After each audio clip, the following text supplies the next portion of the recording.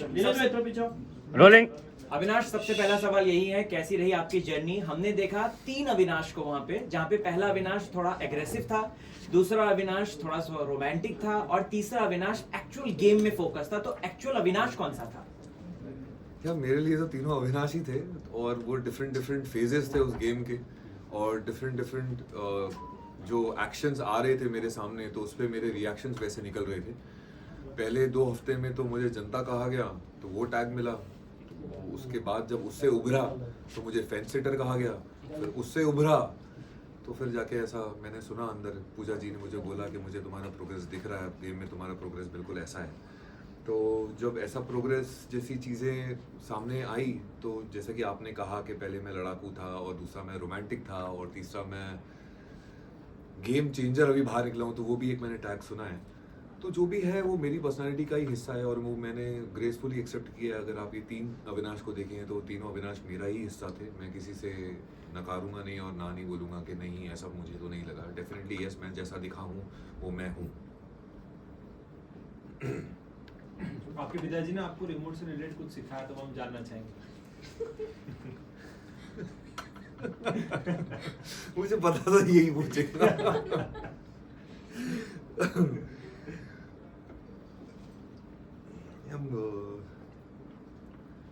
ज्ञान साइड में बहुत इंपॉर्टेंट चीज़ है।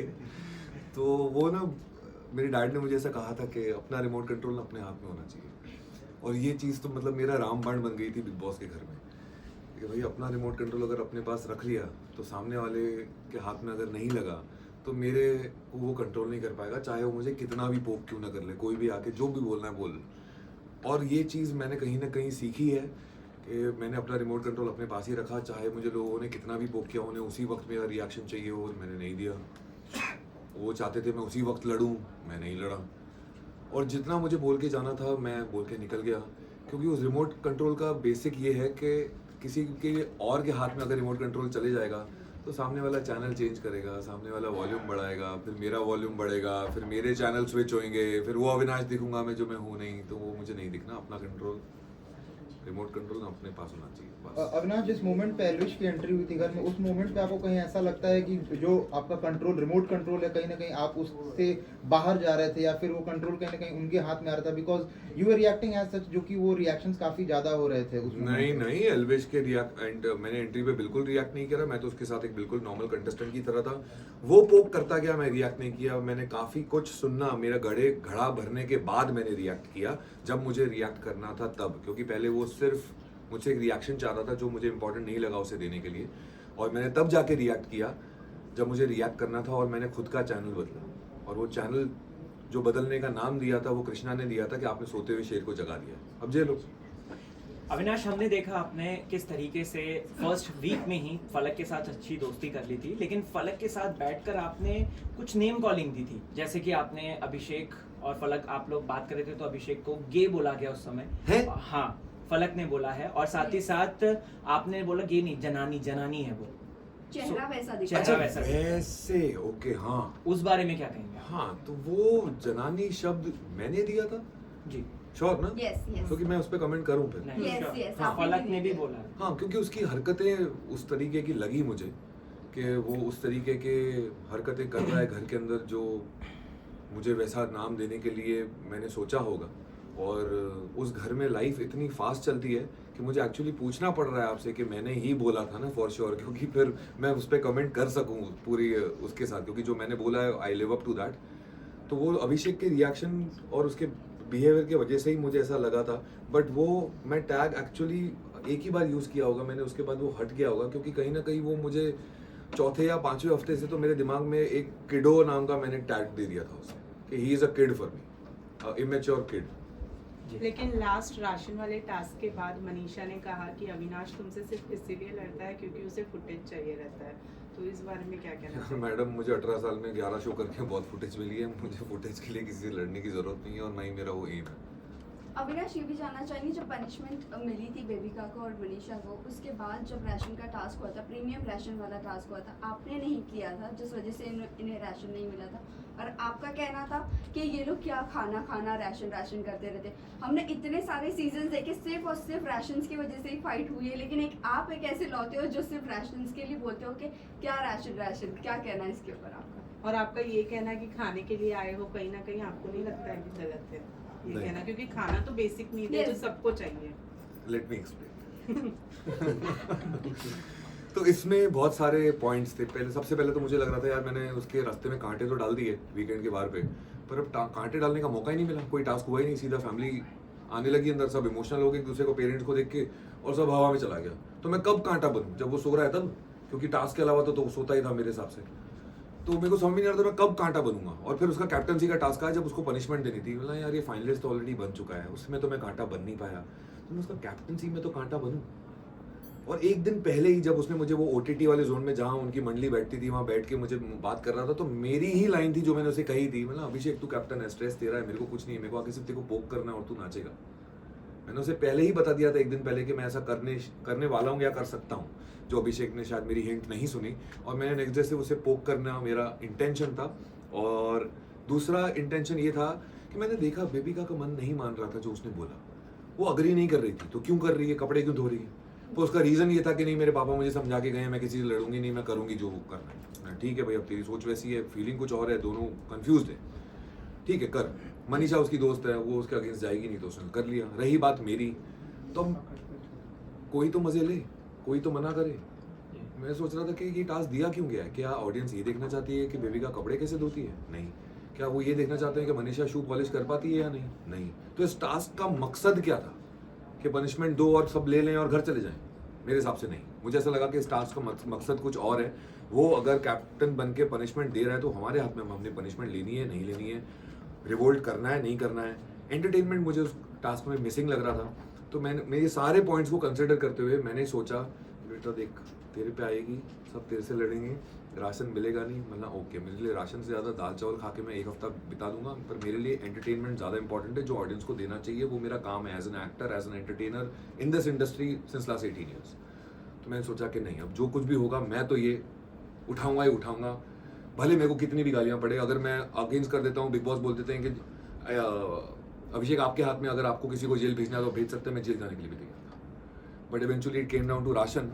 और राशन में उससे पहले आपने देखा होगा BB वर्स के अंदर हमने अंडे लिए थे, तो कॉफ़ी और दही तो वैसे भी नहीं आनी थी, तो बचा क्या, ब्रेड बटर और चिकन। चिकन अभिषेक खुद खाता नहीं है, बचा ब्रेड बटर और सबके लिए अंडे। सिर्फ ये 3 चीज़ नहीं आई है। और हम वहाँ हॉलीडे पे नहीं गए हैं। मेरा ये कहना था कि हमें खाना तो मिल ही रहा है, बिग बॉस वाले हमें भूखा थोड़ी मारेंगे, हम कुछ ना कुछ खा के पेट भर के ही जी लेंगे। बट उनका ये कहना था कि उन्हें कॉफ़ी चाहिए थी, उन्हें बटर चाहिए था, मुझे ब्रेड चाहिए थी। तो मेरा ये कहना था कि भाई क्या ration ration ration ration ration लगा के रखा है, कभी दाल चावल नहीं खाएंगे 8 दिन तक? That was the topic. Avinash, हमने देखा जिस तरीके से अभिषेक को आपने पहले कैप्टनसी से आउट किया था और जिया को कैप्टन बनाया था, तो कहीं ना कहीं अभिषेक उससे चिढ़ गया था। और ये एक पैटर्न देखा गया है कि अभिषेक को हार बर्दाश्त नहीं हो पाती और वो कहीं ना कहीं रिवेंज मोड लेता है। Do you feel the same? Because as a janta हमने ये ऑब्जर्व किया है। यस, ये मैंने सलमान सर को भी बोला था जब वो अभिषेक और मैं एक दूसरे को एडजेक्टिव्स दे रहे थे कि इसमें ये है, इसमें वो है। तो मैंने सलमान सर को बोला था कि सर इसमें ना बहुत कॉम्पिटिटिवनेस है, जो कि एक अच्छी बात है, लेकिन जैसे ही मैंने उसे वो सत्ता से हटाया था कैप्टनसी की, मुझे उसके अंदर ना उसका चेहरा एकदम, एक बच्चे का चेहरा होता है ना, उसके हाथ से अगर खिलौना छीन लिया जाए तो कैसा चेहरा हो जाता है, उसका चेहरा वैसा हो गया था। और उससे सडनली मुझे एक जेलसी फैक्टर दिख रहा था कि अविनाश ने, क्योंकि वो बहुत ही ओवर कॉन्फिडेंट था कि बजर मेरे सिवा तो अलावा कोई बजा ही नहीं पाएगा। और एक्चुअली वैसा हो रहा था क्योंकि उसकी हाइट ज़्यादा है, उसके हाथ पैर लंबे हैं, और वो इतना ही करे तो बजर दब जा रहा था। मैं थोड़े ही इंच कम हूँ उससे, बट एक्सपीरियंस ज़्यादा है। तो मैंने अभिषेक को ये मुंह पे बोला, मैंने भाई हाइट तेरी ज़्यादा, हाथ पैर तेरे लंबे, कॉन्फिडेंस तेरा ज़्यादा। तो मैंने अपने आप से पूछा कि मेरे पास ऐसा क्या है जो अभिषेक के पास नहीं है, और मेरे जहन ने मुझे एक ही जवाब दिया, फोकस। और मैं उसी पे लगा हुआ था, फोकस, तभी वो 3 बार बजर मैं दबा पाया। और उसके बाद मैंने अभिषेक को निकाला, मनीषा को निकाला और जिया को निकाला। So it took a lot of efforts to do that. और जिया को मैं कहीं ना कहीं ये प्रूव करना चाहता था कि ऐसा नहीं है कि वो नॉमिनेशन की वजह से या ये रियलिटी शो की वजह से कि मैं तेरे साथ दोस्ती नहीं निभाऊंगा। मैंने उसे उसी वक्त बोल दिया था, once I am always on. Jiya की बात करें तो पहली बार जब आपने उसको नॉमिनेट किया था तभी उसे पैनिक अटैक आया था। उसके बाद आपने उसकी भरपाई करी कैप्टन बनाकर, उसके बाद आपने उसको फाइनलिस्ट भी बनाने की कोशिश करी। नहीं, उसके बाद उसने भरपाई दूसरी बार करी, मेरे को वापस नॉमिनेट करके। यस हाँ। हाँ, तो वही कहना था, जो एंड ऑफ द मोमेंट उसने जो नॉमिनेट किया, दो जन को जब बुलाकर नॉमिनेट करवा रहे थे, what is your take on that कि इतनी कंफ्यूज है जिया? क्या जिया सिर्फ अब सेल्फिश बन गई है अंदर? इस पे एक क्वेश्चन और ऐड कर रहा हूँ जिया के ही। अभिया एक ऐसा हैशटैग जो सामने आया है, यूजुअली नहीं बोला जाता है, जो बाहर चल रहा होता है, लेकिन वहां पे कहीं ना कहीं एक हिंट दिया गया कि एक चल रहा है। और उसके बाद से हमने देखा कि जिया कंटिन्यूअसली अभिषेक के साथ इन्वॉल्व हो रही है, आपको नॉमिनेट कर रही है या फिर आपके खिलाफ जा रही है, चीजें कर रही है। उस चीज को लेकर क्या कहना है? यार जिया ने जो कुछ भी किया वो उसकी सोच थी, वो उसकी पर्सनालिटी थी, वो सोच उसके दिमाग से आई, किसी ने उसको इन्फ्लुएंस नहीं किया। तो जो आया उसके ज़हन के अंदर से आया ना। But do you feel betrayed? Like, एक मिनट, एक सेकंड। तो जो भी आया उसके अंदर से आया, वो जिया की सोच थी। अगर किसी और के कहने से करती तो मैं बोलता कि इन्फ्लुएंस हो गई, बट नहीं, जो कुछ भी सोचा वो उसने खुद सोचा। मेरा ये सोचना है कि मैं ऐसा सोचता ही नहीं और सोच पाता भी नहीं, और अगर वैसा सोच के अगर मैं ट्रॉफी जीत भी लूँ तो मेरे लिए वो ट्रॉफी नहीं होती, क्योंकि वो मैं रियल नहीं हूँ। वो फिर एक तो स्लाई गेम हो गई ना कि चलो ठीक है, ओके इस गेम में ऐसा करते हैं। बट ये भी अगर देखा जाए, उसने मेरे मुंह पे एक्सेप्ट किया कि हाँ उसे सेल्फिश मोड ऑन करना था और वो सिर्फ अपने बारे में सोचना चाहती थी। तो ये जिया की पर्सनैलिटी का हिस्सा है, मैं ये बोल रहा हूँ। सेल्फिश मोड ऑन करना जिया की पर्सनैलिटी का हिस्सा है। तो अगर वैसी वो सच्चाई है उसके बारे में, तो जिया वैसी है।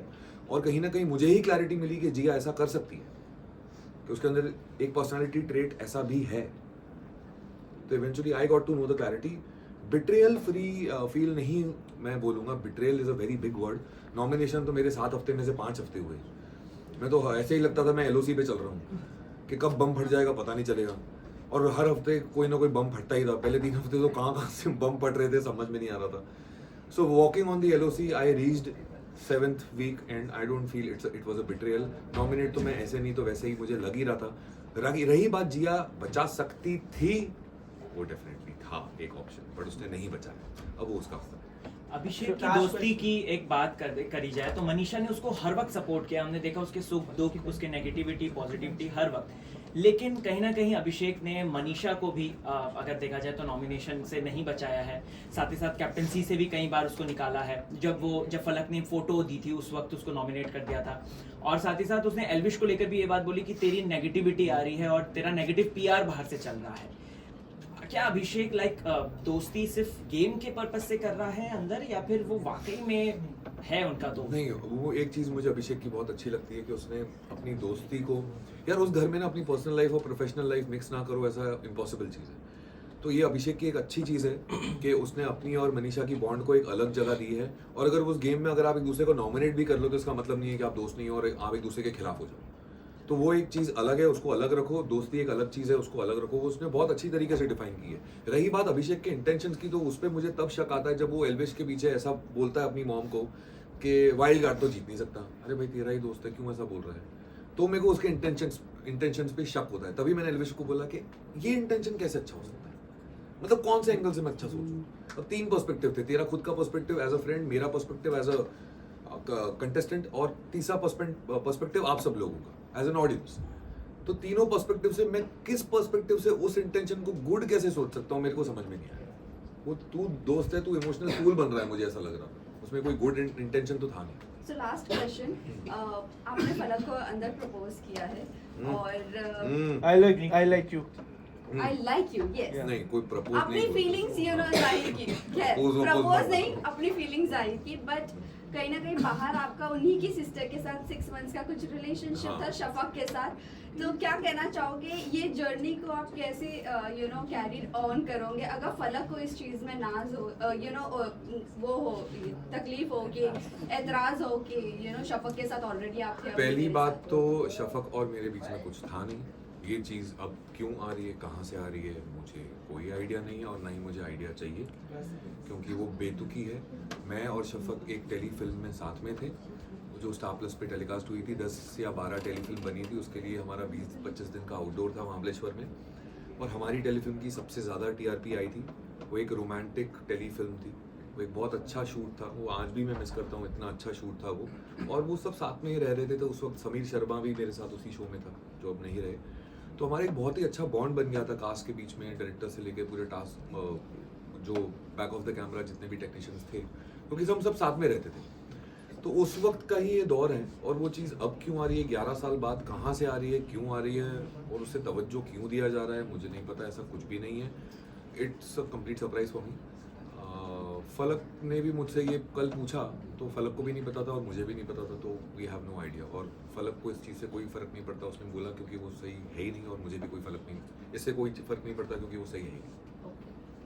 ओके, एक last question, who is Elvish for you? कैसा बंदा है आपके लिए एल्विश? यार एल्विश गेम में कुछ और था, घर में जाते जाते कुछ और नजर आया। उसका हक टच कर गया मेरे को।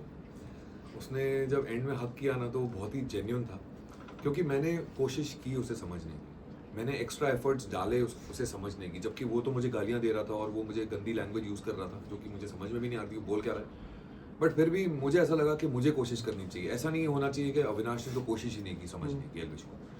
तो मैंने जब उससे समझने की कोशिश की, तो मुझे उसका रियल साइड दिखा कि वो एक समझदार बंदा है। अगर उसे 2 मिनट बैठ के अगर कुछ समझाओ ना प्यार से, भले आप अगर उसे हक जमाना चाहो ना, तो हक जमाने देता है, क्योंकि वो ऐसा इंसान है। वो एक नाइव इंसान है जो 24-25 साल का है, और वो उसमें समझदारी है, उसमें ज़्यादा गहराई है।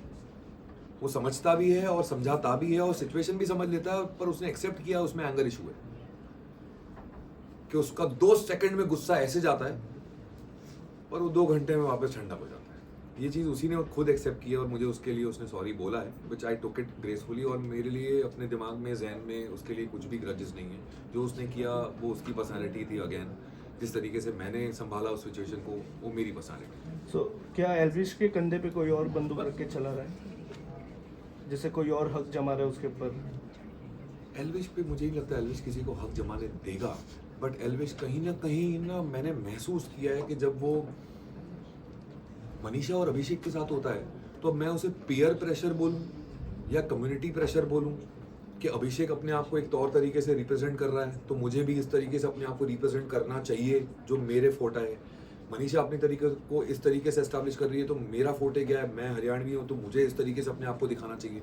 तो क्या वो पीयर प्रेशर में आके, कम्युनिटी प्रेशर में आके अपने आप को ऐसा रिप्रेजेंट कर रहा है, वो मेरे को समझ में नहीं आता। क्योंकि जब उसके साथ 1-to-1 as a man to man personally बैठो, तो वो बहुत ही समझदार इंसान है, पर वो समझदारी जाती कब है, जब उनके साथ होता है।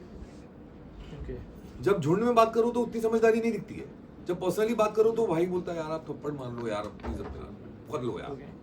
तो वो ऐसा वाला है वो। Okay. Thank you.